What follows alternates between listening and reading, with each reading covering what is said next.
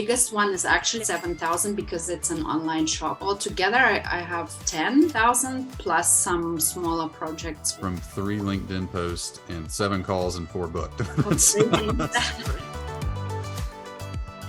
Before we start getting into the weeds, let's zoom out. I'd love to get a fresh sense of how your business works. So what problem do you solve? I'm creating custom websites on Squarespace for small business owners and solopreneurs, also freelancers.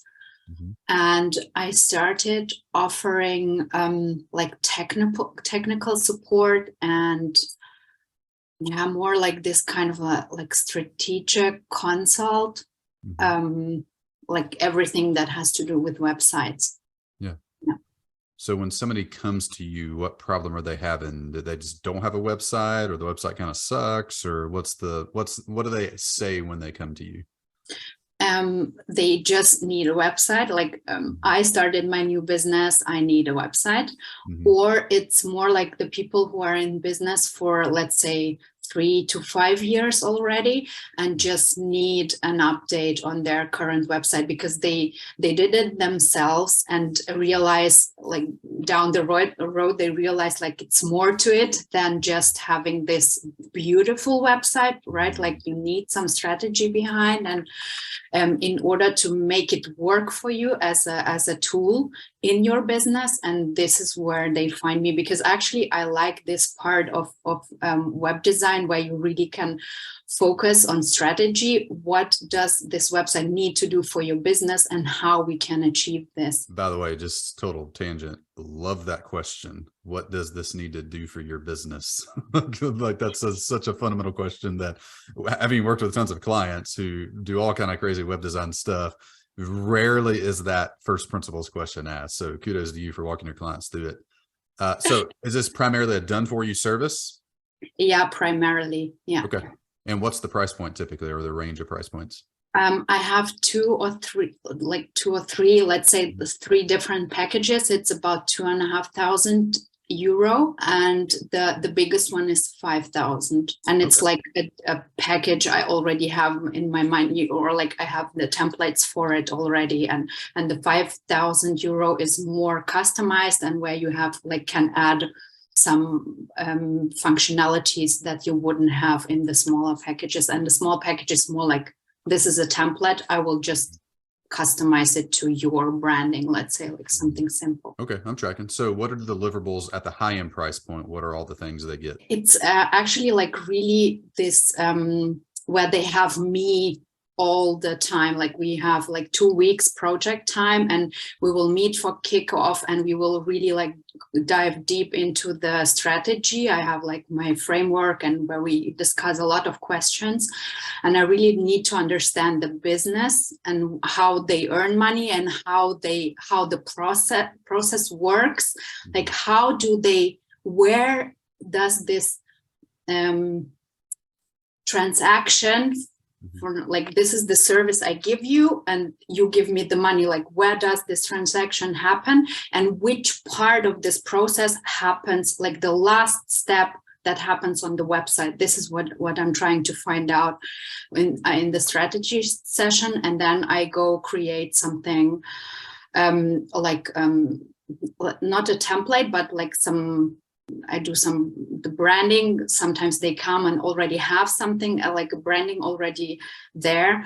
And I create the website, and then we connect all the tools. Like it's more the technical stuff, because this is what they don't want to do. Like, they need email marketing to be connected because they didn't use it and now realize, oh my God, I need an email list, things like that, right? It's more, I think that the big package is interesting for people who really don't want to deal with tech. Yeah, you just do it all for them, ask them all the right questions, customize it. Yeah. So who is your best fit client? Maybe the best client you've ever had, or like who are you ideally marketing to and attracting? Yeah, actually my best client was a freelance translator, because they already know their business, they really understand what they do and who they do it for. Yeah. And if you have somebody like this on the other side, right, it's like, Yeah. it's a breeze to work with, because they just say like, this is what I need. I understand my customers. I know my business. I know my process. I just need it to be set up on the internet. Just do it for me. I don't care about all the what you need to do. Just let's talk strategy. I'll explain you everything, and then just do it. And this is where I have like all my creativity. I just can let it flow, right? Like, yeah, this was my best fit clients. And I also like local businesses. Oh yeah. Yeah. So who go to the other end of the spectrum, a bad client. What does that look like for you? Bad client is somebody who cannot value my work. Like, when they try to micromanage and, yeah, but I wanted this button to do this bling bling when you hover over it and blah blah, like this. Like, it doesn't make sense for me to work with somebody like that. Yeah. Okay, so let's go Katja the human. Tell me a little bit about you. Where are you from? Family? How long you been in business? Okay. My website business is quite new. I started in 2020 when COVID hit. And I thought like, this is the right time to start with it, because I was thinking about it all the time already, because we have a business, a local business. We have 2 pizza trucks with my husband, like for 11 years. Yeah, so I started in this local business thing, right? And this is where I learned websites and how a website can help the business to do things like, right, to help us to get better leads, to get like all that stuff, right? So I started there, and then I also was working full-time in a company that produces, let's say, things for airplanes. And when COVID hit, because pizza business, like, gastronomy and also the airplane business, all that field was really— Those are the 2 hardest hit in the whole pandemic. The 2 hardest like industries you can be in when COVID hits, right? And I was like, oh my God, when both crash, we don't have money, like no way. So this is the right time to start with this thing that I was already thinking about all the time. And then I just went into Facebook groups and said, I want to build your website. Just give me something and I'll just prove you that I can do it. I don't have my website myself, but I can create websites that work for your business. And that's how I started. And then I created like one for free, a really big one. And that was kind of a micromanagement thing. Like, I need this to be blue and should be yellow and make bling bling here and blah, blah. First client for free, so much time wasted, but it was a good thing to learn from the beginning. Yeah. And that's how it's actually started. Wow. And I'm a mom of twins. Oh, bless you. Yeah. How old are they? 6 now. Okay. All right. Well, we have a 7, 5, and 3-year-old, so we're right there with you, but 2 at a time. That's a whole nother level. Yeah, it is. Sometimes I felt like I'm living like 4 different lives, right? Like mom, the normal business, then my website thing, and then being employed still. But then I left the company last year because it was too much, everything. Okay. I was about to ask if you're still involved in the pizza. So your husband runs that primarily? Yeah. Okay. But I'm still into it. I'm the back office actually, and I'm in service. When we do catering, I'm there for the people and like bringing the pizza. So where do you live? In Germany, southwest of Germany, like in the very lowest part of Germany. Yeah. My wife and I, Stacy, have Germany. Neither one of us have been to Germany, and it said towards the top of our list of countries to visit. So when we get there, we'll have to look you up and give you a ring. I think it's a good place to visit when you're from America. But I was born in Kazakhstan, so like actually my roots are not like my roots are German, but I was born in Kazakhstan and then moved to Germany with my parents when I was 12. Yeah, like and my husband is Italian, so it's like really multicultural. Yeah. explains the love of pizza and doing the truck. So that's cool. I would love to just hear that whole story at some point. Let's zoom into the website business specifically. So over the last month and a half or so, you've had some really cool wins. Y'all set a sales or a a goal to book 2 sales call per month. And tell me what's happened over the last month or so. Actually, we figured out with Michael, with my coach, that I need to focus on sales, on getting more sales calls, because this is how I primarily get the business, right? Like this is how I usually book clients when I talk to them. And I knew that I'm pretty good on calls, and I was not sure if my content is good enough to prepare the people for the calls. So I was hesitant to really post something telling to the people like, this is what I do, just let's chat, right? So the calls I booked before were more like recommendations from other past clients. Yeah. And in January, we said like, okay, let's do this more intentional and focus on like getting people from your content you're already posting on LinkedIn. And I just started posting simple things, saying like, this is what I do. If you have this problem, I can help. Let's chat. Here's the link to my booking tool. So you had been just getting sales calls booked primarily from word of mouth recommendations from other people. You work with Michael, your coach here, and he's like, hey, let's put an intentional plan in to get a regular flow of sales calls. We don't need a ton, 2 a month is plenty. Yeah. So you have an existing LinkedIn platform. So you go there and start posting. What happens? Yeah, because before I was booking 1 call per month through recommendation. So I started like my first 2 LinkedIn posts were really so simple. Like, this is what I do. Let's talk. And then people started booking calls. And I had, in the first week after my first post, I had 4 calls booked. Wow. Whoa. Oh my God. Yeah, that's significant. We need to get a copy of the LinkedIn post if we haven't already, so we can share this. So that's yeah, really cool. I sent the links to Will as well, some of them. But that's what I liked from like with this strategy calls with Michael is like, let's do it really simple. You already know what you can do. Just say you can do it and post it. I also had this kind of conversation with the coach I had like years ago. And she said like, meet new people, tell them what you do and how you help, what you can help them repeat all the time. That's simple. I'm like, okay, let's do get eyeballs, build trust with them, and put a call to action in front of them. At the end of the day, all sales comes down to those 3 things. It's not more complicated. Every version of a sales strategy or marketing tactic comes down to a different way to do one of those 3 things, but it's all the same stuff. That's really cool. So, all right. So you have been getting 1 a month. You make 1 LinkedIn post, get 4. What else happened in the 30 or 45 days since then? How many calls booked? How many sales have you generated? Yeah, I had another 3 calls booked the week after. I did another post maybe with a clear CTA, and then I had some posts more of an engagement post, because on LinkedIn engagement works pretty well, where you try like, hey, look at this. I had 6 people unsubscribe from my list. What do you think about it? How do you deal with this kind of strange feeling when people unsubscribe from your list? Comment. So, and then people start comment, and this is what spreads my message wider, and people see my posts like more. So there was no CTA, but this is how new people find me as well on LinkedIn. So in total, I had 7 calls in January, and I booked 4 clients from those calls. Wow. And average order value, $3,000, $4,000 or so?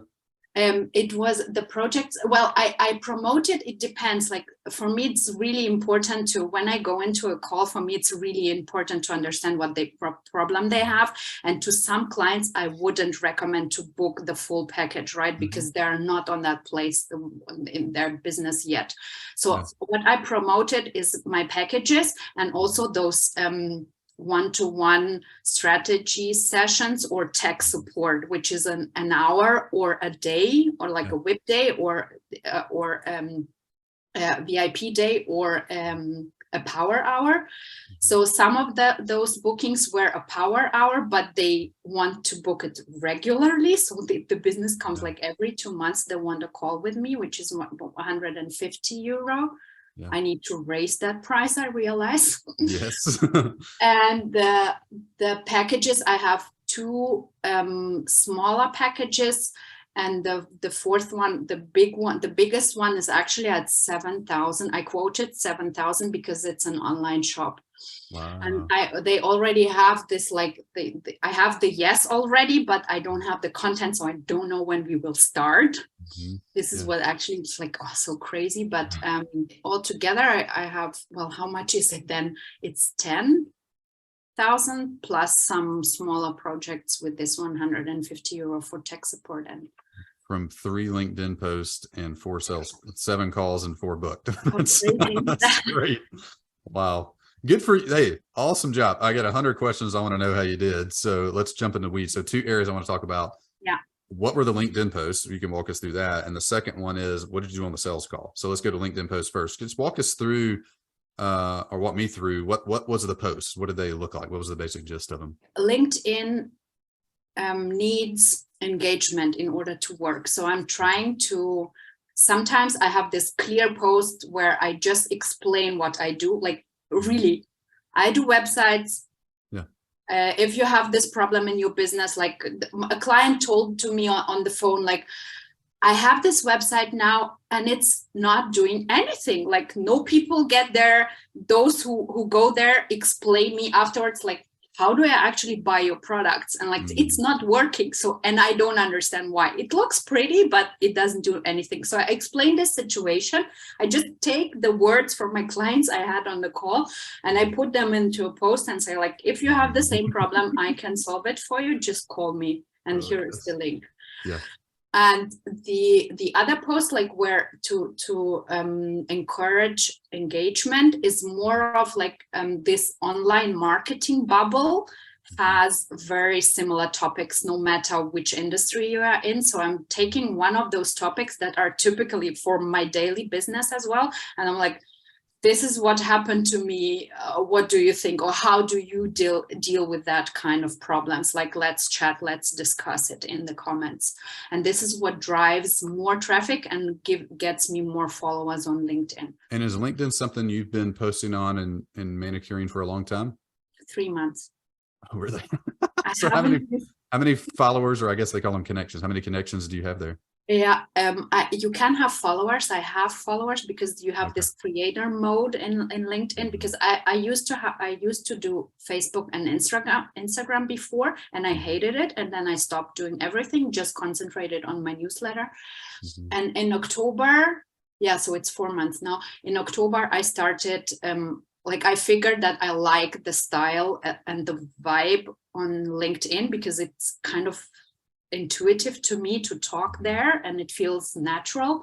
So I started I won a program from a coach, which she sells that program for 2,222 euros, and I won that program. Wow. So I started following her recommendations, like how to use LinkedIn to generate leads and get clients. And I started doing it in October. I think I had something like 100 followers at that time. And now I'm at about 1,500. Wow. Yeah. In those short 3 months. And the interesting thing with LinkedIn is that you really don't need a lot of followers in order to get leads, because it's a business platform. So everybody expects you to talk business, to pitch your stuff, and they are there to actually buy it. Yeah. Wow. It's so different from Facebook and Instagram. Yeah. I'm looking forward to thumbing through your post and learning from that. All right, so go to sales call. You start this a couple months ago. You go from 100 to 1,000 followers. You make a couple posts that generates 7 sales calls, $10,000 plus in sales. What do you do on the call? How do you think about the call? What script do you use? What do you do on the call? How does that go? The call is typically half an hour. I let them talk and listen for about 10 minutes. So pause there for a second. You say hello, you jump on Zoom or phone or whatever you get on. And what's the first thing you say? Well, I say, oh, nice to meet you. Where did you find me? It's like first time we meet. Just tell me what you do and what do you think, how I can help you. And then they start talking and talking and talking. Usually they talk really a lot because they want all their problems solved in half an hour, right? It's so I just let them talk until they don't have anything to say, and then I ask more questions. So it's basically listening and listening a little bit more to really understand what point they're at right now and how can I help you. I really get into the call with the intention, no matter what problem they have, I want to help them, even if it means saying like, I don't have anything to offer you, but I would go in this direction if I was you, like things like that. And then as soon as I have enough insights, like for me to understand the problem, I just offer a plan of action. And sometimes it is like, let's do this website and this is how it works. I'm sending you the contract and the invoice after the call. And as soon as you pay, we make this like the kickoff meeting appointment, and then it goes from there. And the 4 people you closed, were they all on the 30-minute phone call, or is there typically follow-up, or how does that work? Yeah, the first one was really easy. It was really like this. He was at the end, he was like, I already know that I want to work with you. Just send me the things and I will pay. And I sent it just after the call, and he transferred the money the same day. So it was just booked already from like, which was so crazy because I didn't know him. He never like, reacted on my posts or liked something, like, it was somebody totally new to me, but I was not new to him. That was really interesting. Like usually you would expect somebody who's following you for several months at least. I think, okay, I see them popping up in my feed somewhere all the time, but nothing, really nothing. Wow. And he booked right away. And the second one was similar, but she wanted to have like some kind of a calculation up front, because I'm sending you the designs, you will check, and then you calculate. And then she said yes afterwards. The third one, what was that? Yeah, she booked like this strategy session, like 1 hour, the power hour up right away. And when we already had that power hour, and at the end of the power hour, she said, I want to have this every 2 months. Yeah. So I'm like, okay, let's schedule the next call already. Do that. Let's keep going. Yeah. A lot of people are scared of sales calls. I don't love doing them personally. I do them, but they're not the thing I look forward to. How would you advise someone who's maybe struggling with the idea of selling their service or product over the phone? I think the best thing to do is not consider it a sales call at all. Okay. Because I'm going into the sales call, I'm really curious about the people who are there, and like, okay, let's see if they have a problem I actually can solve, right? And if not, then I will just suggest them to do something else, and it feels good for me. Yeah. So I don't have any bad feelings when I think about sales calls, because I don't call them sales calls. Yeah. So you look at them as, let's just figure out what problem you have and see if I can help, either by me doing it, working with you, or referring you to someone or something that can. Yeah. That just seems like 2 friends talking. Yeah. So for me, was the last call I had, it was somebody very, very new to like, he just started out in business, and I'm like, are you sure that you want to invest in a website right now? I'd rather try to build a following before you try to sell, because he's inventing a game. I'm like, well, a website will not help you to sell that help if you have like 0 following. Right. It doesn't make sense for me. So in his case, what did you advise him to do? I advise him to post on LinkedIn, like, look, this worked for me. Why don't you try this first and see if your topic is actually interesting for people? Then you learn to know the people, you get them into your world, and then you can think about investing in a website. And even then, I wouldn't do a custom one. I would try to do it as simple as possible, where people can click a link, so you can get kind of a proof that your thing is working, right? Before you invest like €5,000 in a custom website. Yeah, that's wise. That's good. So go back to you for a minute. What other strategies are you using right now in your business to get in front of more customers? Right now, it's actually pretty much LinkedIn. I also try to keep up with my blog and newsletter because this is what I focused on last year, and I actually like doing it.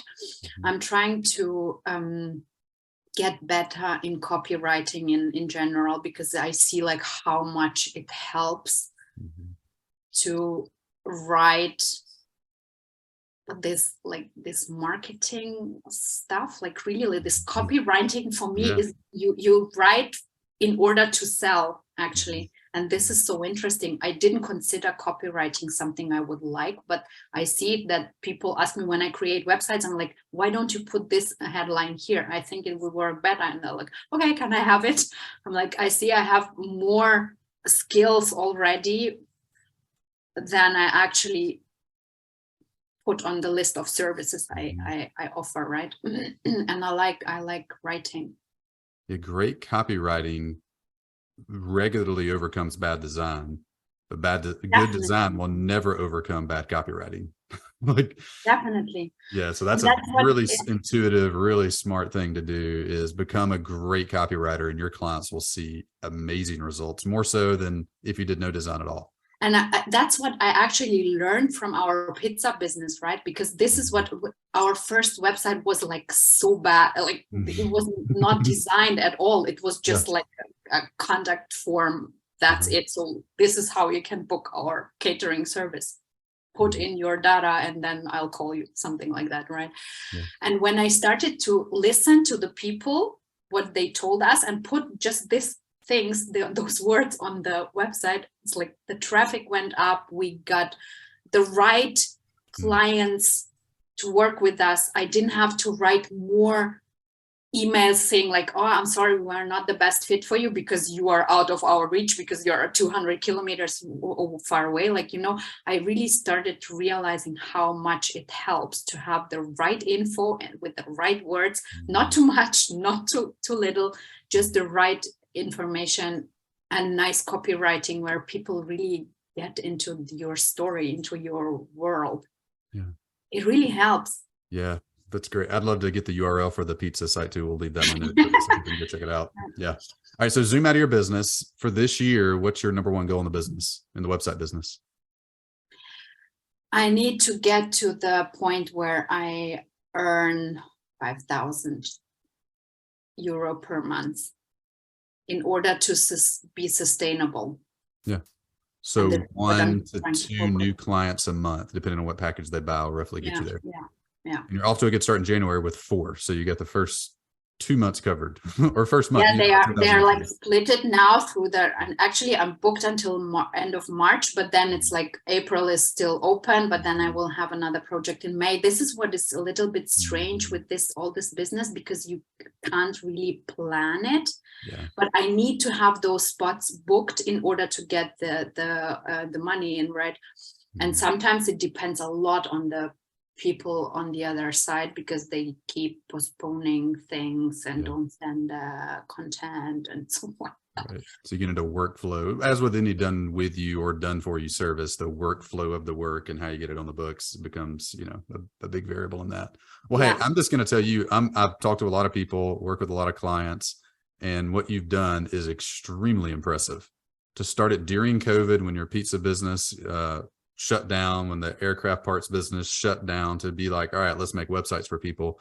And then to just post on LinkedIn 3 times and start 3 months ago and have booked over $10,000 in sales in a month. That's all extremely good. I love that you're a local service-based business and that your roots are there, because there's like a scrappiness and a realness there that people that come into online sales marketing world that haven't done that, a lot of times it takes them a minute to learn the scrappiness and the hard work ethic. Like, you've worked in low margin business. Definitely. And working in a high margin business is a whole different deal if you've come from a low margin business. And pizza truck is low margin business and high service base. So this is just cake. I mean, this is a whole different world. I just love it. I love you. I love the business. You've done a great job. Just kudos to you for that. Thank you. Thank you. Where can people check out your web design business? What's the URL? It's katjaskalia.de. It's Okay. I'm like really in the, not even European. I'm dealing with German speaking countries, Yeah. so like, well, Well, anyway, we'll turn on the Google I have Translate. English as well. So. We'll turn on the Google Translate. We'll put the URL so you can go check it out and go look at what she's done. Like, it's made a big difference. Go check out. We'll put a link to your LinkedIn as well. So maybe we can just go thumb through there and check out what you're doing. I'm going to be studying that myself. Katja, thanks so much for taking the time to do this. I appreciate you. And if I ever couldn't do anything for you specifically, feel free to reach out to me directly. Thank you, Bryan. It's been my pleasure. Thank you.